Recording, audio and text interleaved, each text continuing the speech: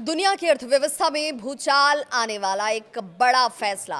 जी हां, अमेरिका के राष्ट्रपति डोनाल्ड ट्रंप के तरफ से रूस की दो सबसे बड़ी तेल कंपनियों जिसमें रोसनेफ्ट और दूसरी है लुकोइल, इस पर सख्त प्रतिबंध लगाए गए हैं। नमस्कार, मैं आपके साथ विभा उपाध्याय और आप देख रहे हैं न्यूज़ 18 बिहार झारखंड का डिजिटल प्लेटफॉर्म।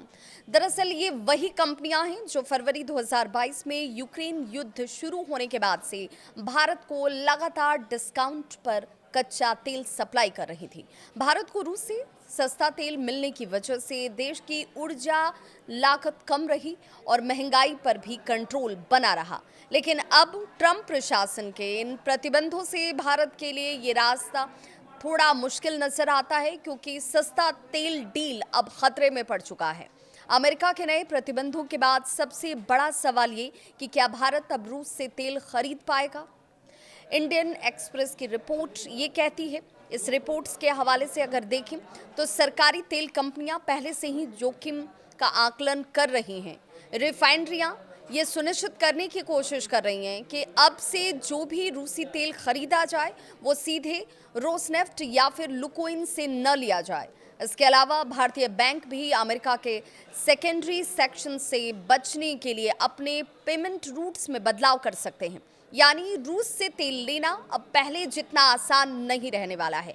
इससे रूस के राजस्व पर बड़ा असर पड़ेगा, क्योंकि रूस की अर्थव्यवस्था का बड़ा हिस्सा तेल और गैस के निर्यात से ही आता है। भारत के लिए ये स्थिति बेहद जटिल है, क्योंकि एक तरफ अमेरिका उसका बड़ा रणनीतिक पार्टनर है, तो दूसरी तरफ रूस सबसे बड़ा तेल सप्लायर है। भारत अभी अपनी ज़रूरत का लगभग 35 से 40% कच्चा तेल रूस से ही खरीदता है। और अब नए प्रतिबंधों के बाद भारत के पास तेल आयात घटाने का एक कूटनीतिक रास्ता खुल चुका है। पहले भारत अमेरिकी दबाव के आगे झुकने के संकेत नहीं देना चाहता था, लेकिन अब ट्रंप प्रशासन के प्रतिबंधों की वजह से भारत अपने कदम पीछे खींच सकता है, वो भी बिना अपनी छवि को नुकसान पहुंचाए। अब निगाहें टिकी हैं अगले महीने होने वाले व्लादिमीर पुतिन की भारत यात्रा पर, जहां पर रक्षा, व्यापार और ऊर्जा साझेदारी पर नई बातें तय होनी हैं। वहीं दूसरी तरफ अमेरिका के साथ नई ट्रेड डील लगभग फाइनल है, जिससे भारत पर लगने वाला 25% अतिरिक्त टैरिफ घटकर सिर्फ 15 से 16% तक आने की उम्मीद है।